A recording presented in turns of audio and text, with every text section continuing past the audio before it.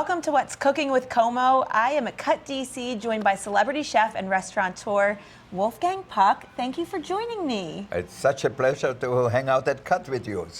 I love getting the chance to sit down and talk with you. I've had the pleasure of cooking with you on many occasions, but this particular show and interview, I always start the same way. What is your favorite dish? Well, let me tell you, I have one favorite wife and many favorite dishes. You like the side dishes? Yeah. Got it. That's a good answer. And she just celebrated a birthday, your beautiful wife. Yeah, Galila just had her birthday. We don't say the age of a woman, obviously, but I think we were all together. The whole family was together. So I think she was very happy. And I went with the 3 boys. We went shopping and bought her a nice jacket. So it was good. Oh, that's so nice. And you know, you're always cooking, you're always at all different restaurants, your restaurants, traveling the world. When you have a meal though, what's your go-to? What do you look forward to having? Well, you know, I know what restaurant I go to. Yeah. You know, for example, we were in New York for the birthday, and we went to Chez Margot, which is a private club, but my friend runs it, so which was really nice. And on Saturday, we had a dinner at Le Bernardin, which is a great seafood restaurant. We wanted to have good fish, so that was like perfect. I think Eric Ripper, who is the chef and owner there, is doing an amazing job with fish. So it really depends where you are for what you order. I think it's for me, I go to a restaurant where what I'm in the mood for. Obviously, we went to WHATS in New York the first night because my son said, Alexander, who goes to NYU, said, you know, Dad, I want to get a good steak. I didn't have a good steak in a long time.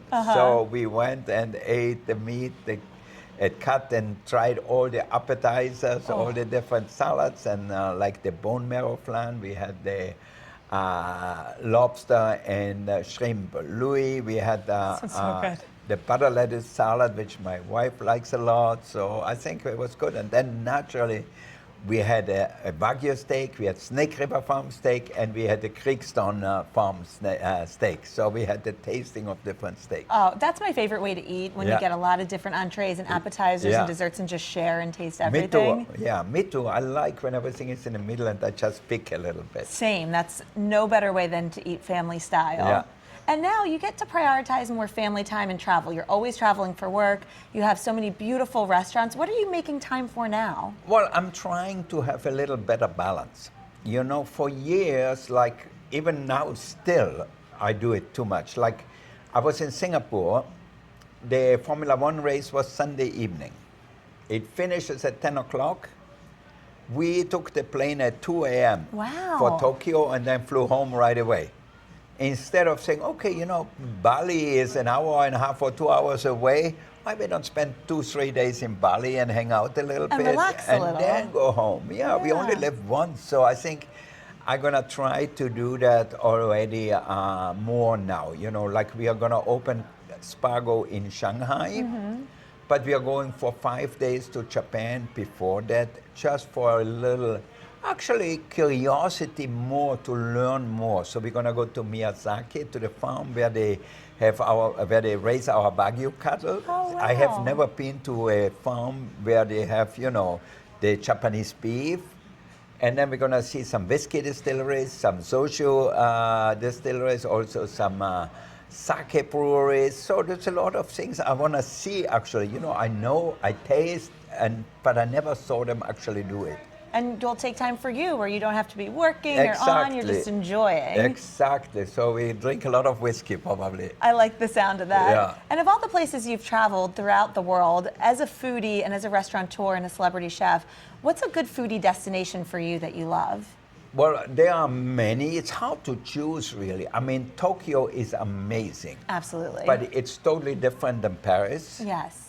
It's totally different. London has very good restaurants now too. So there's a lot of cities who have really first-class restaurants, and not just like 3-star restaurants, really good restaurants where you get really good food and not maybe too complicated. And that's why I love Italy too, especially the countryside and everything. You have these real great restaurants where you feel like the mother is cooking for you. And sometimes it's just as simple as cooking with love and those Yeah. fresh ingredients. It doesn't have to be overly complicated. Exactly, and that's what the Italians do so well. You know, they use the best ingredients and then don't mess them up. They just keep it simple. You know, if you have good olive oil, good lemons, and good basil, and really good tomatoes, so you don't need much more to have a good piece of fish with that. Exactly. Keep Yeah. it simple, and you get to have really good, warm food that makes you feel like you're getting Yeah. that hug when you have the meal. And it's really love is the secret ingredient, really. You know, if you cook with passion and love, it just tastes better.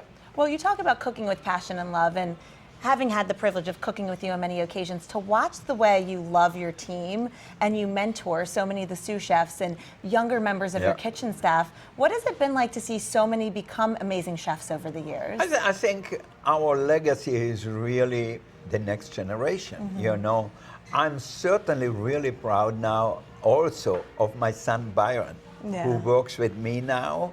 And he is really talented in the kitchen. Like we did a dinner 2 weeks ago in New York at Cut. And we did like 2 generational dinners, you know, 2 generation Right. dinner. He made it more modern. I did what we do already. So, and people really loved what he did. I was actually surprised, you know, like. You were a proud dad. Yeah, no, that's the most exciting thing, to see your children having passion for something, you know, and I think that's what makes Byron really so amazing too, is because he's so passionate, not just about food, but about hospitality. He's great with the guests in the dining room. He's not shy, like I was really shy when I was young. You were shy? Yeah, totally. I can't picture that because you're the OG celebrity chef. You created the celebrity chef wave, I think. I think, but at the beginning, I was Yeah. scared. I remember when I was at Ma Maison, I cooked for Donald Sutherland, may he rest in peace, so he became a good friend. And I cooked for him, and you know, he said, just have the chef make me something. Right. So I made him something, and he really loved it. And then he wanted me to come and talk to him at the table, and I was so shy and said, "Oh my God, this is Donald Sutherland," and I didn't know what to say. You know, now I could sit down and talk for hours. So that just came with experience Exactly. and time. Yeah. Well, when I look at you and I think about your career and all the things you've been able to accomplish, do you have any memory from that time, whether it's catering for the Oscars, doing a wedding for Selena Gomez and Benny Blanco recently, that just stands out as, wow, I can't believe that this is my life right now? You know, sometimes I think back, because when I look back where I came from, this tiny village with 2 farmers, my parents, my mother was working up very hard, and my stepfather was a bad guy, you know, and we had meat once a week, maybe on Sunday, and you know, my mother was still a great cook and made great soups and great noodles and polenta and things like that. I remember, like, well, on Sunday she used to make goulash, which was like a beef stew Oh, with I love paprikas and goulash. everything, but she made enough sauce. So the next day or the day after, we had potato goulash. So she used the sauce and cut potatoes in cubes and cooked the potatoes in there, and we liked it and said, "Oh my God, this is so good," you know. And but it didn't cost nothing really. So she was really great. My mother was really great making food, which didn't cost a lot of money and still tastes good. Or she made all these desserts like. Which we use for main course for dinner, like Kaiserschmarrn and Palatschinken, which are like, Palatschinken is thin crepes, and we made homemade jams every summer because we had a lot of berries in the forest next to Right. us. And then we made Kaiserschmarrn the same way with our plums or apples, whatever, compote, whatever it was. So I think I don't look back and say, you know, we were poor and we didn't eat well. I still thought, you know, we ate well. But looking back and saying, you know, where did I come from and where I am today? And sometimes I think, why me? You know, I worked with many talented people at Maxim's in Paris, at Beaumanière and other places, and you don't hear from them. I don't know where they Right. are. Maybe they are retired. Generally, you know, in Europe, by the time they're 65, unless they have their own business, people retire and go get their pension, and that's it. So it was interesting for me to see, was I the best one? Well, when I was at Beaumanière, Mr. Tullier, who was really my mentor, he really liked me and trusted me and everything, even I was 19 or 20 years old.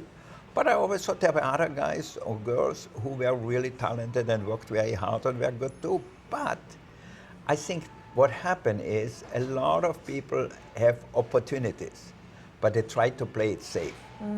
You know, so if you get opportunities, it's like if you're at the train station, if you don't see all the trains parked there and you don't jump on one, you're just gonna be in a train station for the rest of your life, you know. So if you don't take the train, take the opportunity and go somewhere. And for me, my dream was coming to America.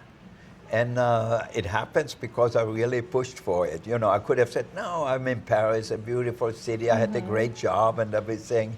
But I always wanted more. I always wanted to get a new experience and curiosity. Right. And curiosity is still today. I'm very curious. That's why I'm going to Japan to visit all these places. It's because I'm still very curious about what's going on in the world.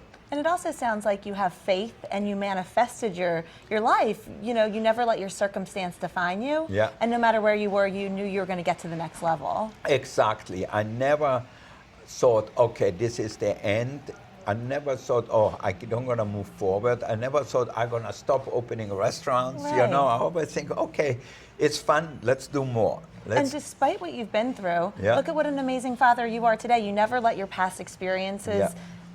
make you bitter or turn your, spirit. Yeah, no, a lot of times, you know, people make excuses, I think, and says, because my father or the parents treated me really poorly, I treat other people poorly or whatever. Right. But for me, the blueprint I got from my stepfather, I just have to do the opposite. You know, it was a very simple way. I said, I don't want to be like that. And even today with young people in the kitchen, instead of being negative to them, you know, and instead of saying, oh, you screwed up, or it's terrible, I said, okay, let me show you how I like it done.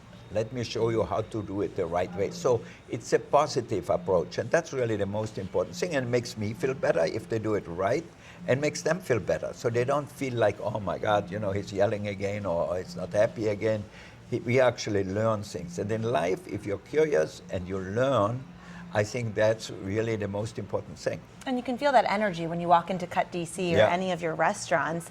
It feels warm, it feels welcoming, it's Yeah. chic, Yeah. it's very elegant, the food is incredible, but it's also that feeling you get when you walk in the door. I think, you know, the food is part of the experience. I want when people come to our restaurant to have an experience, and how they welcome you, how they treat you is just as important as the food, because you don't want to get great food and then the rest, you know, they don't treat you really nice or indifferent.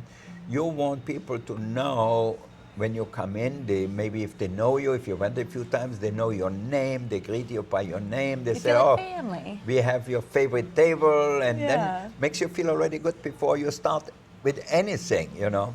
Well, and you see your mentality, and that shows you why you've had such long-standing Yeah. success. But my question is to you. I see you on busy nights in the restaurant, or if you're cooking and doing a big day of media. No matter what, you have a calmness to you. Yeah. You never seem stressed or frustrated. How do you practice wellness in your life that allows you to have such a calm demeanor? You know, I compartmentalize everything really well. You know, when I'm in the kitchen, I focus.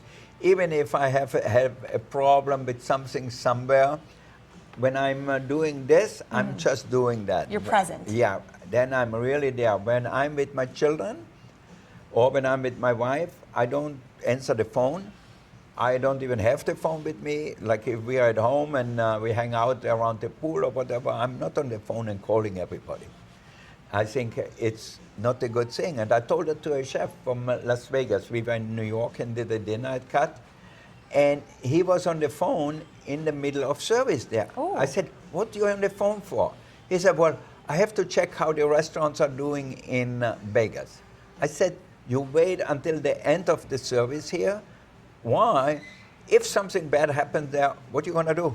Just be upset for the rest of the night. Yeah, so instead of leading by example, because if he uses the phone, the next one going to use it, the next one, they're going to say, okay, I'll talk with my friends and find something interesting, instead of focusing of the moment. You know, when you're doing something, you have to focus. And I think that's what I learned and I do well now. You know, I don't think about other things except what I'm doing at the moment. For sure, there are moments, you know, where you are full of different things. But I think all in all, I try to compartmentalize and focus. And I think that's also part of your success. You make everyone feel special because everyone in your presence is getting your full attention. Yeah, like you never see me walking around in a restaurant with a phone. No. And I had one guy with me from in Vegas, like even when I was there, we did a food tasting. He got up and walked around with the telephone like that. And I said, here's my partner. He's not my partner anymore. But he walks around, is disrespectful to me, is disrespectful for the customers. And it's bad policy. It's really bad and to influence and be a leader and show the people what they shouldn't do, is walk around with the telephone. If you're there, you have guests there, or if you're in a meeting, you cannot to be on the phone. And you're leading by example with your team, and you're setting good habits and all the people in your kitchen that you're mentoring in terms of you taking care of yourself and your physical health, because despite you're around amazing food all the time, you're in great shape. Do you like to get outside and exercise? What do you do for your health? I am great. We have 2 dogs. Great. So I walk with one, with the little one or the big one. The big one now is a little tired already. When I go down to the street, he sometimes, He's she like, I've had sometimes enough. said, okay, I'm not going this day. And, but we have a little one, a Coton, and he is really great. I walked him this morning here, and we went down to the Potomac and walked along there. Take the dog with you? Yeah, with the dog. The dog is happy and I'm happy. And you enjoy a good DC walk. Yeah, and I do that at home every day. I have a little gym at home, so I walk out then with a little weight. So that way it keeps me going. I still play tennis, I still go ski and everything. So I think you keep up as long as you can with the exercise. I know one day I don't gonna ski anymore. Maybe I'm gonna be too cold, or maybe I'm gonna hopefully not break anything. But you know, with that. yeah, I think it's really, if you do it, I don't gonna race with my kids. Like for years I said, I told my children, you're never gonna go faster than me. But now You're like, go faster. I say, wait for me down at this chairlift. That's such a good attitude for life, though, because you kind of just take it as it comes then. Exactly. And I think if you keep busy, if you keep your mind occupied, if you're happy with what you do and still passionate with what you do, I think you can live life pretty well, because the way it's set up that at 65 people have to retire. Right. Who said that? We made it up because a lot of people are not happy with their jobs. For sure, they want to stop as soon as they can. As soon as they can, yeah. Like my sister was a school principal, and I think she got fed up teaching the young kids all the time, and then she was happy to go retire. She's retired now for maybe 8 years or so. Is she enjoying retirement? And she enjoys it completely, so which is okay too. She has friends. They go on bicycle trips. But she's still busy. Yeah, she's still doing things. Yeah, something different. And I think then it's okay, if you do something different. But for me, cooking is really my passion. Hospitality is my passion. I don't see myself doing something different, though I'm trying to. Like right now, I'm taking art classes. I have a professor from USC, from the Fine Art School there, teaching me, like we are doing charcoal drawings now and everything. So I think I like to learn and be interested in different things. And now you're making time to do the things just for the passion of doing them and the enjoyment of it. And I love that you chose art. Yeah, no, I love art because I have no talent for music. Art, maybe a little bit, so we'll see. Well, of all the things you've done in your career, you have your family, your incredible, celebrity chef status. Is there anybody that you want to sit down and have dinner with who you would love to meet that you haven't met yet? I really would have loved to have dinner with the old Pope, with Francisco, Pope Francis. Yes. Why? Because I thought we won't talk about religion, but we can talk about soccer. He was a big soccer fan, so I said he liked pasta and everything. So I said, okay, if we could have a great pasta and sit with the Pope for dinner, I think that would have been my wish, And I actually told somebody in the Vatican who was close to them, but we never could get it done. So there is a lot of great people out there I would like to sit down with, or have dinner with it and everything. So it's people from the history, and artists and things like that. Interesting people. And, I sat down with a lot of interesting You people have? too. Yeah, I was lucky. So, because in a restaurant you meet so many people, you talk to so many people. Like I remember, we did the Super Bowl party, and Roger Goodell, who is the commissioner and everything. Right. And then I didn't know him, but then I sat with him for a few hours and chatted about football, about food and everything. So I think it was really interesting. And so it's a lot of people, I think, go to restaurants, and a lot of interesting people come to the restaurant. So to me, that's really a great way, Well, I always say food is a universal language of Yeah. love, and it brings us all together. Yeah. It's that one great connector that can spark conversation. Totally, I think totally, because hospitality and food and le joie de vivre, to enjoy life at the table, it's really an important part in our life, I think so. Exactly, and we'll just tie things up with talking about DC, because we're here at Cut. You have Yeah. a beautiful tea service. Yeah. A great way to bond and spark conversation. Exactly. In an afternoon, like Saturday afternoon, you said, okay, I got up late, I just had a coffee, but instead of having lunch, you go and have tea and hang out and enjoy the day, the afternoon. So it's really a great way to spend the afternoon. I think some things the English did right, like the tea service, that's really very British, and I think they do a great job in it, and they really enjoyed that part, I always said, well, I drink espresso, I drink that. So I said, okay, I will have my afternoon tea, I have my afternoon champagne. I have That's the a good one. sandwiches and the little champagne, and it's perfect. And as we wrap it up, any last advice for anybody at home who may want to go out for their dreams, but they're scared? What would you tell those kids at home? I really think if you can dream it, you can do it. And I think at the end of the day, if you're not really curious, you're never going to follow your dream. You get some crazy dreams, obviously some nightmares too, but you don't want to follow the nightmares. But if you have dreams and dream which can be reality, I think you just have to work on them and really realize them, because a lot of people say, I should have, I could have. I would have. Yeah. Everybody has that. I was friendly with Andy Warhol, Wow. and Andy Warhol wanted to paint me. And I said, no, and they just make my menu cover and my wine label and everything. And he did it. Wow. And then he passed away. So I felt so bad. I said, we do it next year, Right. So that's an opportunity that you're like, I should have just seized. Yeah, I should have. I think I would have loved to look at myself by Andy Warhol. But you know what? I have what I have from him. I have 5 sunset things he did for me, some screens, silk screens and everything, and they look beautiful, and I'm very happy to have them. Yeah, so that's a good lesson to remind yourself as look well. at the positive side, not what I could not have. But I learned from him. I learned from that story that the next one, I had Robert Rauschenberg do some paintings for us for Postrio in San Francisco at that time, and I bought them, even I didn't have the money. I went to the bank and I told the head of Bank America, I said, I bought this Rauschenberg, but I don't have the money. So I'm gonna pay it over time. Can you give me the money and I pay you back? And the president said, yes, if you don't pay me back, I take the painting. Because he said, you got Robert Rauschenberg to do a painting for you? And so I said, yeah, he's a friend.